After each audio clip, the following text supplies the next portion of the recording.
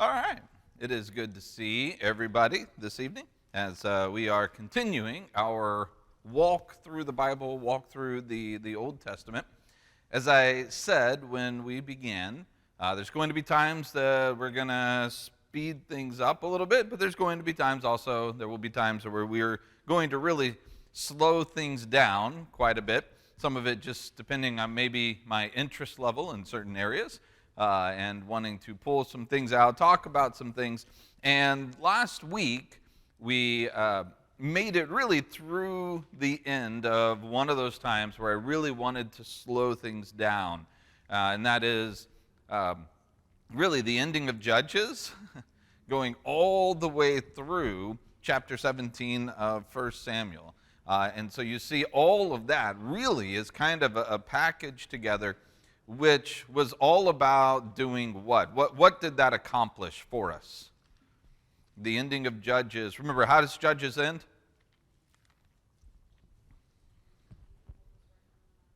Okay, everyone does what's right in their own eyes. Why? Because there is no king in Israel. Everyone does what was right in his own eyes. You follow that mindset then into 1 Samuel. What is 1 Samuel going to accomplish for us? A king. Yeah. And we have two options that are given to us in 1 Samuel. One is the king that whom would choose? The people, the people's choice. One is the king that who would choose? God. Which one was the better idea? God's choice. So we have the comparison between Saul and David, and ultimately what we now have on the throne is God's king. That is David, except that he's not yet what? He's not yet technically on the throne. Right now you have two anointed within Israel, but only one that God is with as the king. So the rest of 1 Samuel, with nuances, various stories, little things put in there, but the rest of 1 Samuel really is about this dynamic. How do we go about having two different anointed kings? And what's the easiest way to resolve this? If you're David, what's the easiest way to resolve this? Yeah, a military coup of some sort. Have a rebellion. You are the anointed, the rightfully anointed. Go take your kingship. Does he do it? No. In fact, when you come close to the end of 1 Samuel, you have two different narrative accounts where he has the opportunity to do what? Yeah, to kill him. One in a cave, the other one in Saul's camp. And in both situations, he makes it known he could have, but he didn't. Why not? Okay, because this is the Lord's anointed. And you don't put your finger on the Lord's anointed. You don't hurt him. All right, so I'm really going to kind of just fly through the rest of 1 Samuel in this way. Who is it that David had a really special relationship with? All right, with Jonathan. Why is that important? What's Jonathan's role in all of this? Say it again. All right, Saul's son, which means he's the rightful what? The rightful heir to the throne. He should be the next king. But we kind of talked about it last time, where he gives up his sword and his robe and everything else and demonstrates, hey, I'm subjecting myself now to you. So we get then all the way through towards the end, and we're not going to spend a ton of time talking about this. We're going to move into 2 Samuel. But the ending of 1 Samuel it's kind of dramatic, I think. When you have David, who the second time that he has an opportunity to kill Saul, and he doesn't do it, and Saul says, go in peace, basically, where do they go? Saul goes back to his home. Where does David go? Does he have a place?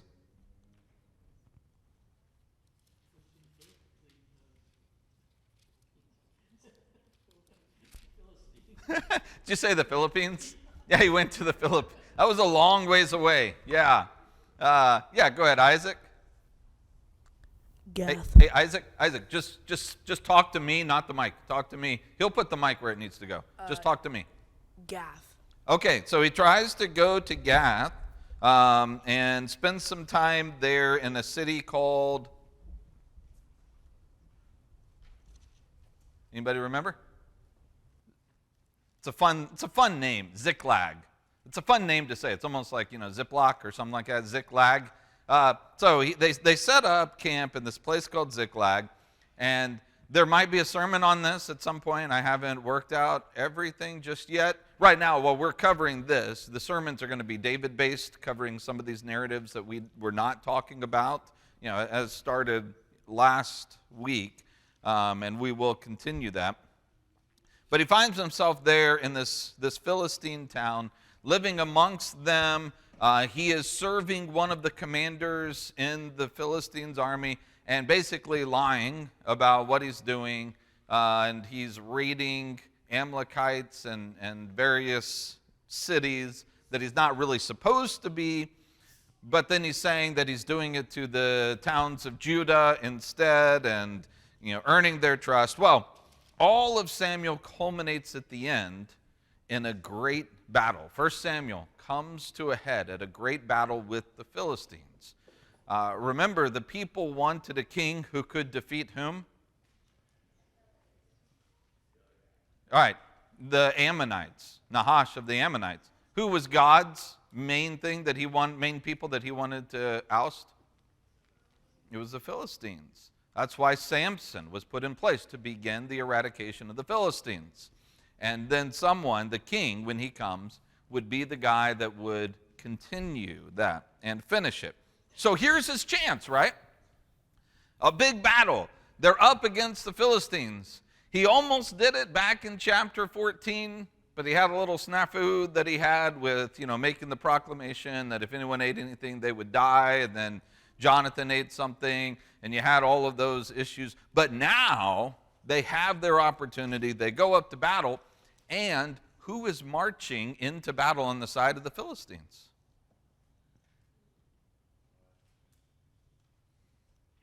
It's David.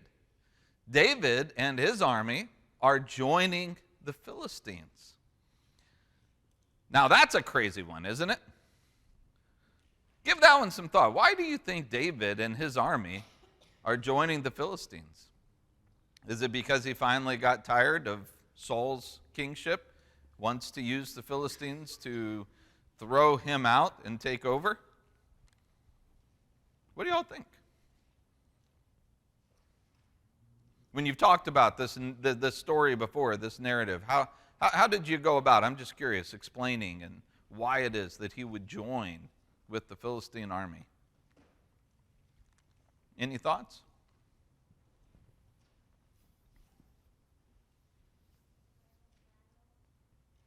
What was that? He does want to fight in the battle. He absolutely wants to fight in the battle. So why is he joining the Philistines? To fight against Israel. Okay, say that again. Okay, a pincer attack from the front and back. Explain. What do you mean?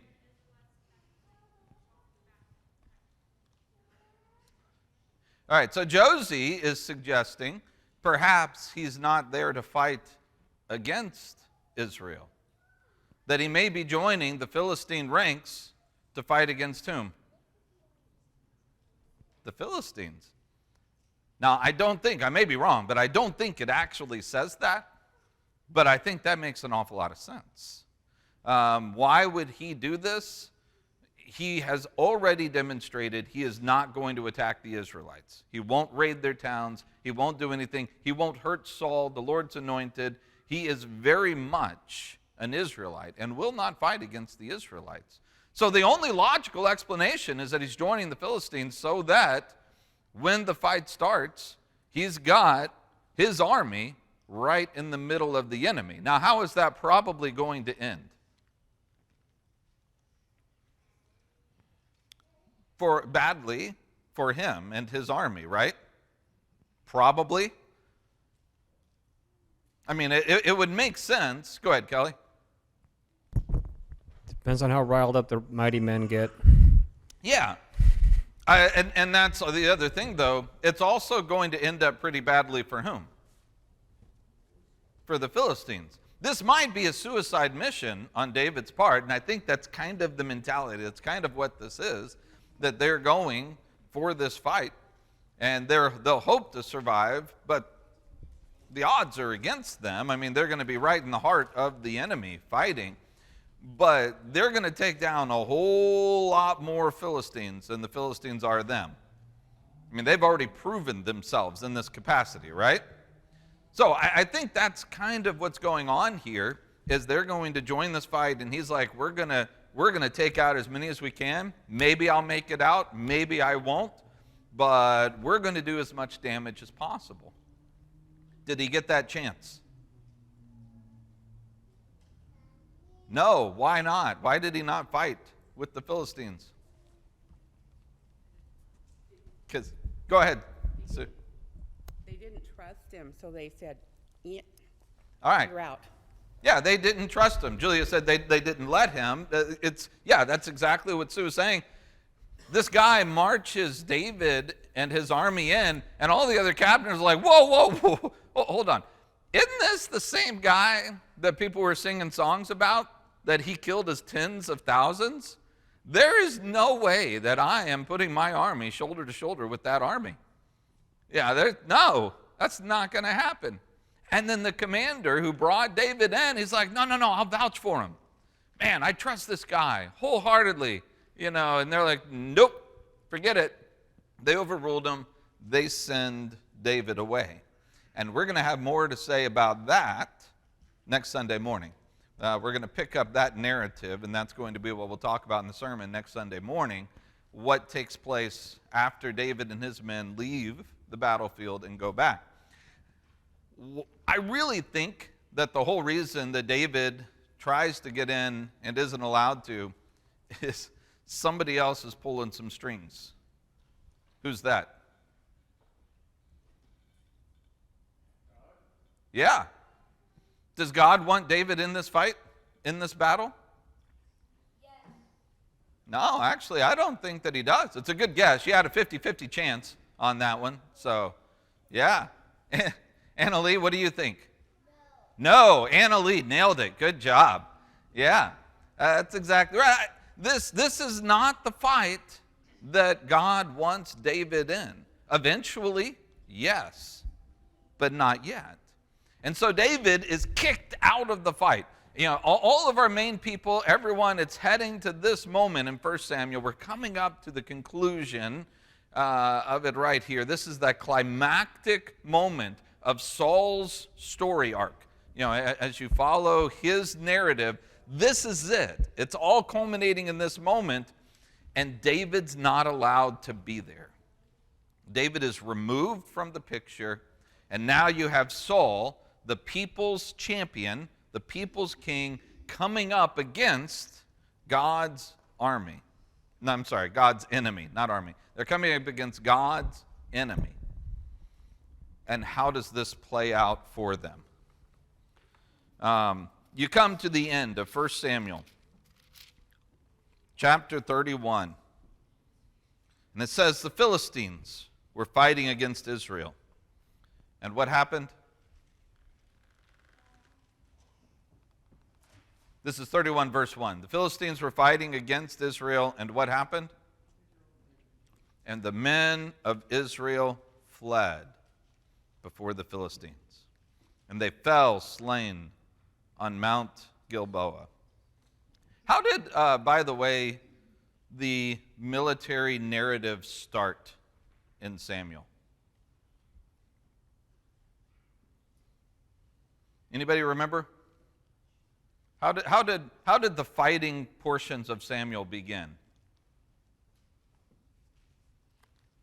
We're going back a couple months here, right? What was the first battle like in Samuel?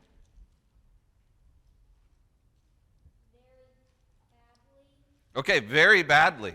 The very first battle was bad. Remember when they got defeated and they said, oh man, we lost because we didn't what? Bring the covenant. Yeah, we didn't bring the Ark of the Covenant in. We didn't bring God with us. Well, let's go bring, the leash. Let's go get the leash that God's attached to, the box, and let's bring it in. Then we'll have God with us. And then what happened? Yeah.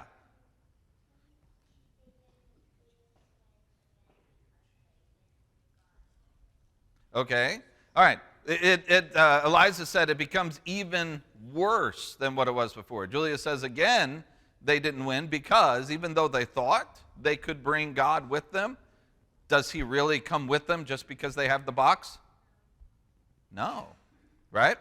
And so the very beginning of, you could say, the military story arc of 1 Samuel, it begins with Israel overwhelmingly losing against whom? It's the Philistines from the very beginning. And they put it, remember how all of that ended? It looked like doom and gloom. Remember Eli lost his sons, and then when he heard the news about the ark being taken, he fell over backwards, he died, and his daughter-in-law had a child. What did she name the child? Ichabod, which the glory has departed. She says, because the glory is left. We've got nothing left. The light is out. We're at the end. Everything is horrible. Nothing is good. The story seems to be over. Fast forward to the end of 1 Samuel. They're up against the Philistines in battle again, and the men of Israel fled before the Philistines. They fell slain on Mount Gilboa. The Philistines overtook Saul and his sons, and they struck down Jonathan and Abinadab and Malchishua, the sons of Saul. And the battle pressed hard against Saul, and the archers found him. And he was badly wounded by the archers. And Saul said to his armor-bearer, draw your sword and thrust me through with it, lest these uncircumcised come and thrust me through and mistreat me. But his armor-bearer would not, for he feared greatly. Therefore Saul took his own sword and fell upon it. And when his armor-bearer saw that Saul was dead, he also fell upon his sword and died with him. Thus Saul died, and his 3 sons, and his armor-bearer, and all the men on the same day together. And when the men of Israel, who were on the other side of the valley, and those beyond the Jordan, saw that the men of Israel had fled, and that Saul and his sons were dead, they abandoned their cities, and they fled. And the Philistines came and lived in them. Now, these are just a few words that are given. But can you see the picture? Can you see the battle? Can you see them marching out to their deaths? Confident, feeling they are going to be victorious this day. And it's not the Ark of the Covenant and the priests. The Ark of the Covenant taking the priests who are slain. Who is it who is killed now? Saul, who is the king. And not just the king, but who else? All right. All of his sons who were there are killed on the battlefield. And you can just see in your mind in this picture that they're out and the battle's raging. And you've got Jonathan. Actually, they probably wouldn't start. They'll save Jonathan to the end. They'll start with the other 2 who aren't as well known as they're fighting valiantly, but they just get overrun. But then you have Jonathan, who's a bright spot. Jonathan has been the hero. Jonathan has been the one who has stood up and done what is right and been what is right in all of the ways that Saul has failed. If anyone deserves to make it out of this narrative, it's going to be Jonathan. And he fights valiantly, and he takes this guy and takes that guy, and they're swarming around, and he's holding his own. He's doing, but suddenly he starts to get just a little overwhelmed. And even Jonathan falls. Jonathan, the great warrior, the great friend of David, the great one of Saul's, the redeeming point of Saul's kingship, even Jonathan goes down. And then finally we see Saul as he is not in the midst of the battle, because who finds him? What's that? The archers. He's not out there with the sword, fighting sword against sword in the midst of this. He is somewhere almost, it gives the impression, almost kind of hiding on the battlefield. Does that kind of fit a picture that we see of Saul a little bit? And it takes the archers to find him. And once he's hit a deathly blow, he says to his armor bearer, "Please kill me. Because if they find me and I'm still alive, it's going to be brutal. They will kill me, but they'll do so by mistreating me." Again, I think I've mentioned it before. Go to the Iliad to see this kind of battle style and way of doing things, and the one-on-one duels and the things that they do to humiliate the bodies of those who have been found dead and things such as that. This is the scenario. And Saul, he says, he gives it up, lays on his own sword so that this won't happen to him. And at this point, what has happened in Israel? Is there any hope? Is there anybody left? Well, that we know of. I mean, keep in mind, we know, because we saw behind the curtain, we know who's still there. We know that David was still there. Does anybody else know that David was anointed as king already? That the Spirit of the Lord for kingship has come upon him? No. Is David even there fighting? No. For everything, everyone looks and they say, we're done. People are abandoning cities. They're saying the army has been routed, the king is dead. You could almost say the glory has departed from Israel. We have come to a dark moment where it seems as if all hope is lost. Everything is done. End Act 1. I mean, this is where the curtain comes, and everybody's in a depressed state, of saying, what's going to happen? How are they going to get out of this? I think before I used the illustration of Batman, the 66 or the Adam West Batman series, you have the cliffhanger like, how are they possibly going to recover from this? And the answer for us is very clear. It's David. Now, before we move on, it says in verse 8, the next day the Philistines came to strip the slain, and they found Saul and his 3 sons on Mount Gilboa. So what did they do? They cut off his head and stripped off his armor. It's exactly what they did also to Goliath, right? That champion before. And then they sent messengers throughout the land to carry the good news to the house of their idols and to the people. This becomes a gospel message for the Philistine gods, that they have overcome the God of Israel. They put his armor in the temple of the Ashtaroth, and they put his body on the wall at Beit Shan. But I love this part of the story.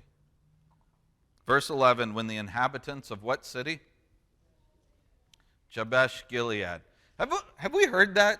I've erased it off there. Have we heard of Jabesh Gilead before? I don't know. Has that come up before? Where did that come up before? Can you still kind of see it? No. Okay. All right. It was there. About right here for a couple months, probably, right? Around in here. Why? What happened with Jabesh Gilead?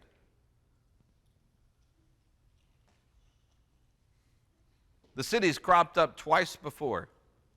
Anybody remember the first time?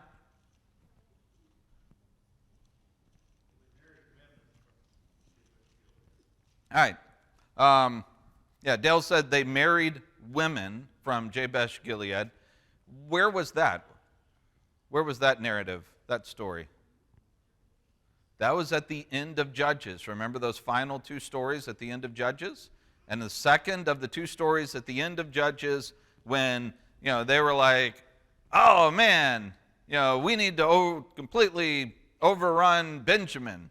And they do, and then they're like, oh man, we totally did too good of a job overrunning Benjamin. Now we feel bad, and they need women, but we promised that we wouldn't give any of our women to them. Is there anyone not here?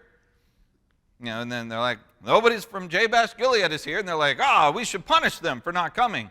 But I'm glad they didn't come because we can use their women. It's this whole thing. But they go up and they take women from Jabesh Gilead to give to the tribe of Benjamin. By the way, who's from the tribe of Benjamin? Saul. So that is the first time that we see it. What's the second time we see Jabesh Gilead? All right, what's going on in chapter 11?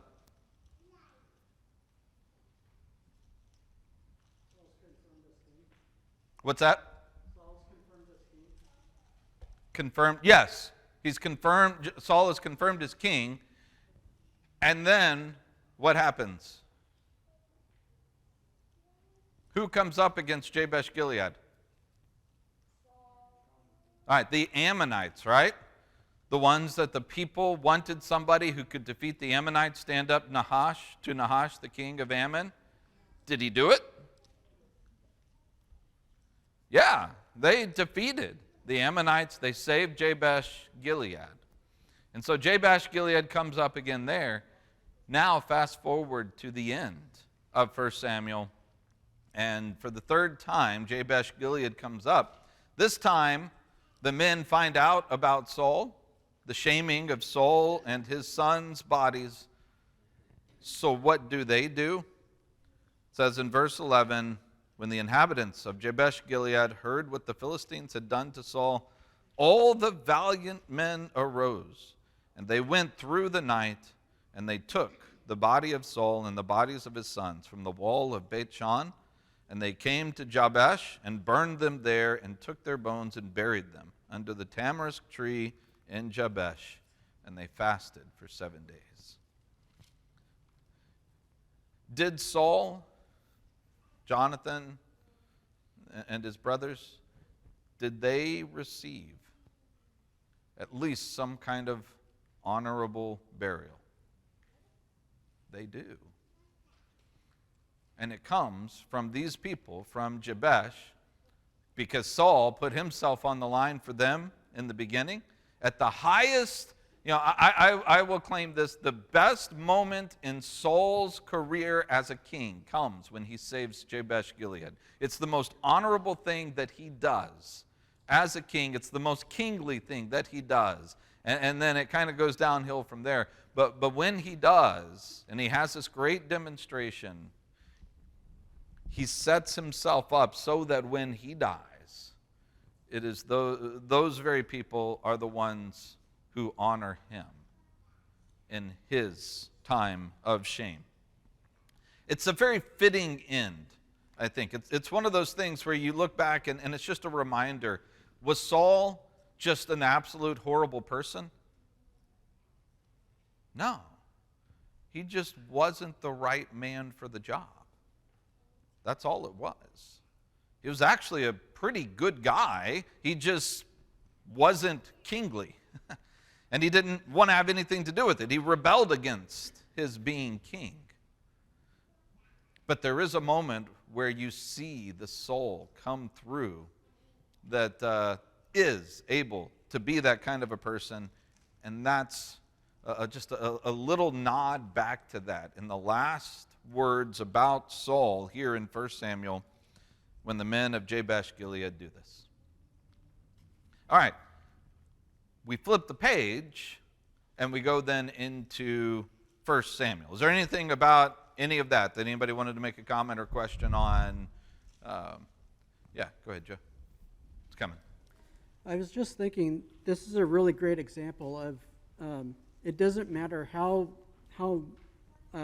great we are or how much we follow God. We do have the opportunity to come back to God, but all it takes is just one bad choice or a series of choices to turn away from God, and our whole lives can fall apart just like that. And God also, we're told in other parts of the Bible that He gives us over to our fleshly desires, and so all it takes is just one choice to follow or to turn away from Him, and He gives us over to those things, or He'll allow things in our lives to happen that are made to help us turn back to Him, and whether we do or not is up to us. Yeah, very good. And Paul makes that clear in Romans 1 that God will let people experience the consequences and the further going into sinfulness. If that's what they desire, He's not going to stand in the way and stop it. You're right. Sometimes it just takes one choice that takes you down that specific path. All right. Very good. Anybody else? Comments on the final battle, Jabesh Gilead? Anything through there? All right. We move then into 2 Samuel. And as we turn the page, I know that this division wasn't in the original, and I've tried to make that clear. But it's not a bad division. If we're going to cause one, if we're going to have a division, this is a good spot to do it, because you turn the page and instantly you're like, okay, that didn't work. What are we going to do now? And then it says in chapter 1, verse 1, well, here's what we're going to do now. After the death of Saul, when David had returned from striking down the Amalekites, David remained 2 days in Ziklag. And then on the third day, behold, a man came from Saul's camp, and its clothes torn, dirt on his head. And when he came to David, he fell on the ground, and he paid homage. And David said, where do you come from? He said, I've escaped from the camp of Israel. And David said to him, well, how did it go? Tell me. And he answered, the people fled from the battle. Also, many of the people have fallen and are dead, and Saul and his son Jonathan are also dead. Then David said to the young man who told him, well, how do you know that Saul and his son Jonathan are dead? The young man who told him said, by chance I happened to be on Mount Gilboa, and there was Saul leaning on a spear, and behold, the chariots, the horsemen were close upon him. When he looked behind him, he saw me, and he called to me, and I answered, here I am. And he said, who are you? And I answered him, I am an Amalekite. And he said to me, stand beside me and kill me, for anguish has seized me, and my life still lingers. So I stood beside him and killed him, because I was sure that he could not live after he had fallen. I took the crown that was on his head, the armlet that was on his arm, and I have brought them here to my Lord. All right, let's talk about this guy. So we have this character. And what does he bring with him?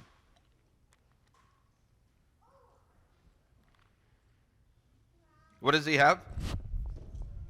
He has the crown that the king wore, the armlet from his arm. Why does he bring these things? Okay, it's proof that indeed he comes from Saul. And I think he is providing at least a little bit of the mindset that we probably should see at this point moving forward. What is the people's view of David?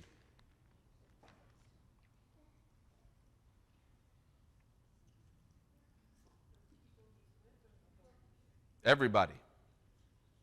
Because this guy is not somebody who was with David, right? He's not one of his men. And yet, what does he seem to think or assume?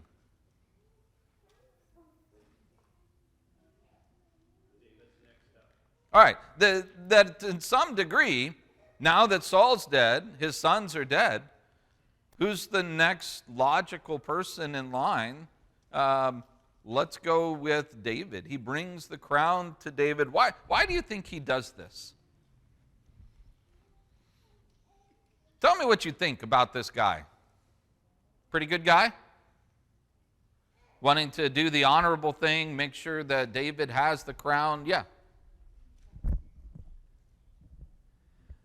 I'm torn about this guy because, in one hand, he brings the crown to David, and sometimes I think he's trying to like curry favor with David, get some money from David, something. On the other hand, in my head, I'm like, why in the world did he lie about killing Saul? Because he gets killed for it. Like, that was just spoiler. Sorry. But we haven't made it there. Yeah, but man, but that was might as well close up shop now after that comment. that was just stupid. Apparently, Siri thought I was unless talking to her. he was trying to save Saul some face. Well, we'll talk about that Yeah. when we get to that. So I'm torn. I don't know if he's greedy or if he's honestly just trying to be a good guy. I don't know. Or both. Quite frankly, there is one word in here that should immediately tip you off as to how you're supposed to view this guy. Anybody know what that one word is? Yeah, Amalekite. The fact that he is an Amalekite, have we seen any good, positive Amalekites in the reading through the scriptures? It doesn't happen. Am I saying that every Amalekite was a horrible person? No. Thank you. But literarily speaking, when Amalekite crops into the story, this guy is a perpetual enemy of God's people. Yeah, Jeff? Well, in verse 1, it's just David just came from slaughtering the Amalekites. So there's enmity between them always. Yeah. And so again, that piece comes into play of who David just came from. Yes. And that's part of the story we'll be looking at next Sunday morning. But we're not going to go into a lot of that, that they are the Amalekites and that, struggle that's going back all the way to when the Amalekites took pot shots at Israel while they were coming out of Egypt. But go ahead, Becky. It might have something, maybe, to do with this. Let's see.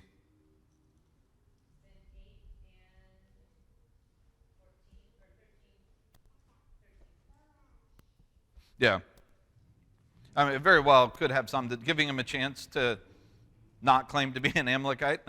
But yeah, just the fact that this guy's an Amalekite, as Jeff said, they've just come off of a story in which the Amalekites were horrible people, and we'll talk about that next week.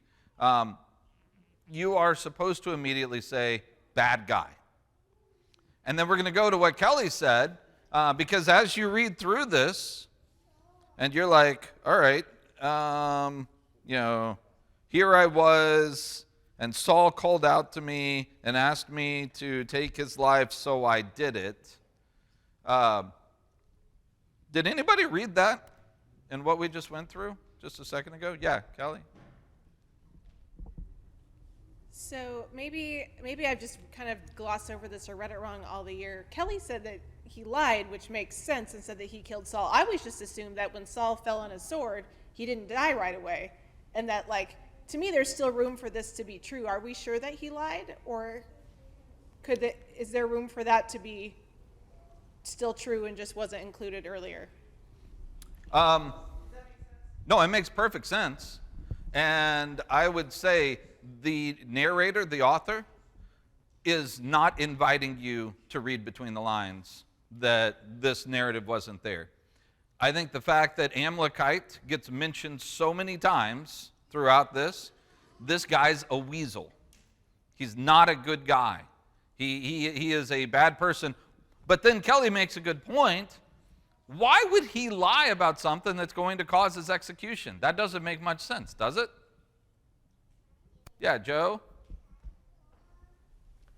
Well, a lot of times, especially as a child or throughout our lives, I guess, we're tempted to lie or not tell the whole truth because we think or believe we're going to get away with it. And well, but hold on. Did he really do that to Saul? Is he trying to get away with anything? Well, what I mean is, if he's afraid that he's going to lose his life by telling the truth, then he may be tempted to lie. Okay, well let me ask this. I don't think that that's what's going on here. I don't think he's in fear of telling the truth. Let me ask this. Do you think he knows the truth? There are enough similarities between what really happened and what he says, right? That there's a kernel of truth in what he's saying. I think he was there and he saw this. He saw what happened. So why would he then lie about it in such a way that's going to cause his own execution? There's a pretty simple answer, by the way. Say it louder for the people in the back. Does he have any idea that that's the way David's going to react? What Sean said is he didn't think he was going to be executed. That's what Sean said, for those of you who didn't hear. What news is he bringing to David? The king is now dead. All of his sons are dead. Everyone thinks you're going to be the next king. I brought you the crown. Oh, and by the way, why is the king dead? Well, I personally took care of it. And if you've been following David and Saul from the outside, not knowing all the particulars for all this time, what's your assumption? David wants him dead. He's been an enemy for all this time. David probably is like, whoa, hold on. You're the one who did it? Guys, where's my treasury? This guy gets half the kingdom. He took my enemy out of the way. Again, I don't think he has any idea at all that this is going to cause his execution. I think he's lying because he wants the reward.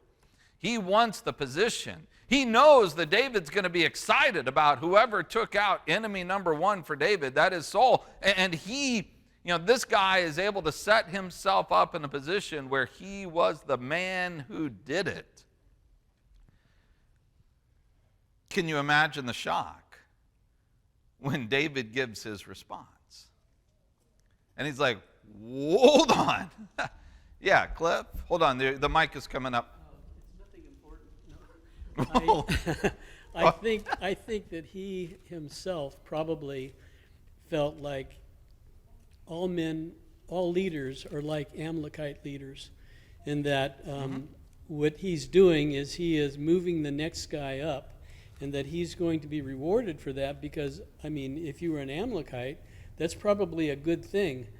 You would probably be rewarded for that, for doing that, because you just moved this guy up to the next rung, and basically you would be actually rewarded for that. So I think he was doing it because he just think that all leaders were like Amalekite leaders. Yeah, exactly. It's the way of the world. It's the way that a lot of people, and the Amalekites probably especially, would work.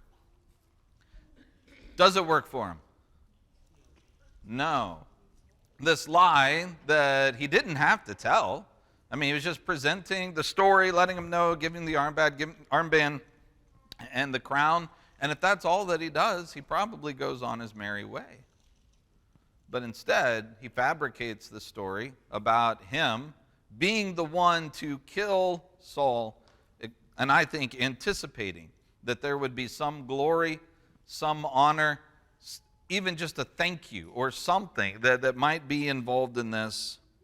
But instead, David says, "How is it that you were not afraid to put your hand to destroy the Lord's anointed?" And so he has him executed. You then have a slight, well, let me read through the song that David writes. You would think that David's enemy, Saul, and Saul's family, everything else, you would think if you were an outsider looking in, David would be rejoicing at this scenario. But instead, David lamented with this lamentation about Saul and Jonathan, and he said, "Teach it to the people of Judah." In other words, he didn't just write it, he wrote it and said, "Send this out. I want everybody to sing this song. Your glory, O Israel, has been slain on your high places. How the mighty have fallen." Don't tell it in Gath. Don't publish it in the streets of Ashkelon, because if you do, the daughters of the Philistines will rejoice, and the daughters of the uncircumcised will exult. You mountains of Gilboa, may there be no dew or rain upon you, nor fields or offerings, because the shield of the mighty has been defiled. The shield of Saul is not anointed with oil. From the blood of the slain, from the fat of the mighty, the bow of Jonathan did not turn back, and the sword of Saul did not return empty. Saul and Jonathan, beloved and lovely, in life and in death they were not divided. They were swifter than eagles and stronger than lions. You daughters of Israel, weep over Saul, who clothed you luxuriously in scarlet, and put ornaments of gold on your apparel. How the mighty have fallen in the midst of the battle. Jonathan lies slain on your high places. I am distressed for you, O my brother Jonathan. Very pleasant you have been to me. Your love with me was extraordinary, surpassing the love of women. How the mighty have fallen, and the weapons of war perished. It's a powerful song, isn't it? A lament that is sung for the one that throughout David's time as the anointed has been his constant enemy, his constant thorn, the one who sought him out, tried to hurt him, tried to do everything, made him live in hiding in this place, that place, in a cave amongst the Philistines and everything else. This is the lament that he writes for him. How the mighty have fallen. Weep, weep, you daughters of Israel. Weep over Saul. Oh, how the mighty have fallen. It's a fitting tribute that really brings the whole Saul story arc to its conclusion. And then David is anointed as king over what?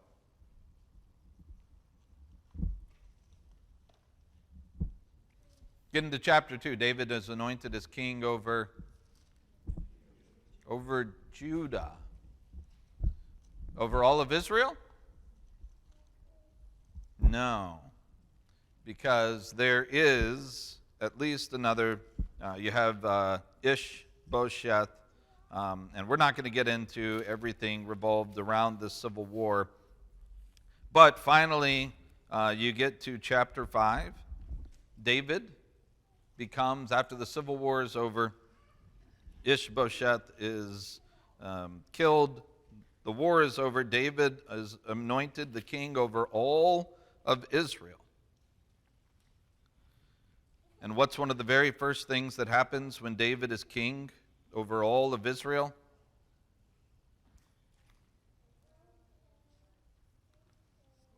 What's that? Well, chapter 5 and verse 17.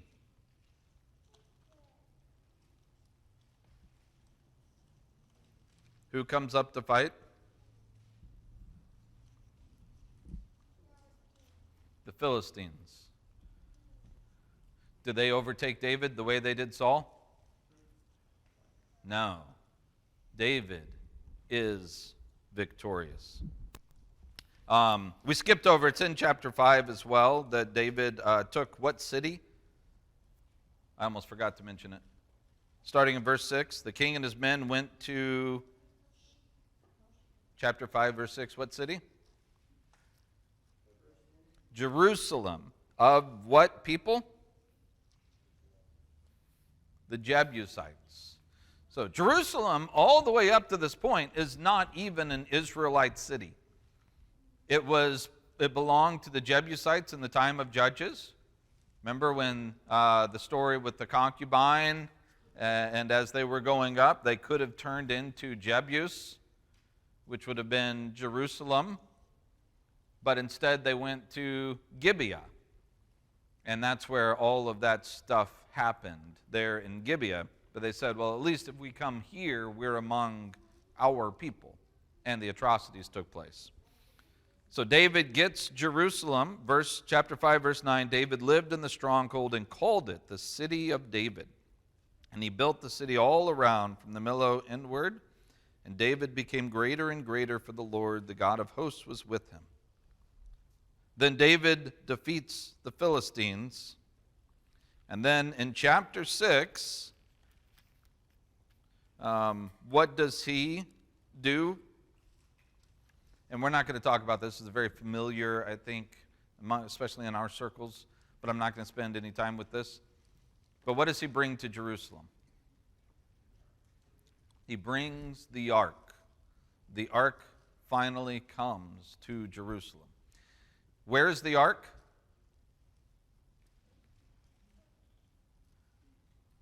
Before it's brought to Jerusalem, of course.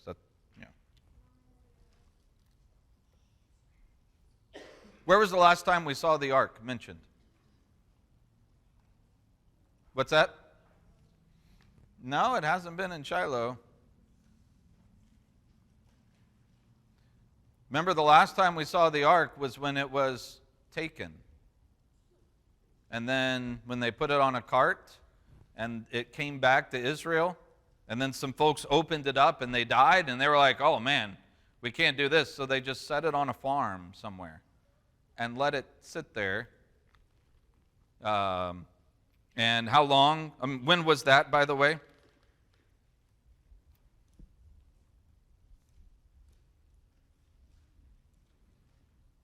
All right, that was the beginning before Saul was even king, right?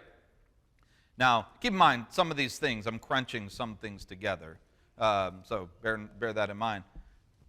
But for Saul's entire time as king, there is no ark in Israel. It's kind of the picture. It's not the way it was supposed to be. One of David's first things as king is to bring it into Jerusalem. And then this sets up chapter 7, which is what we will talk about next week. Chapter 7 being the next of the 5 key passages from the Old Testament. And we'll talk about why next week. All right, final questions, comments, thoughts, concerns? All right, thanks a lot. Turn it over to Richard.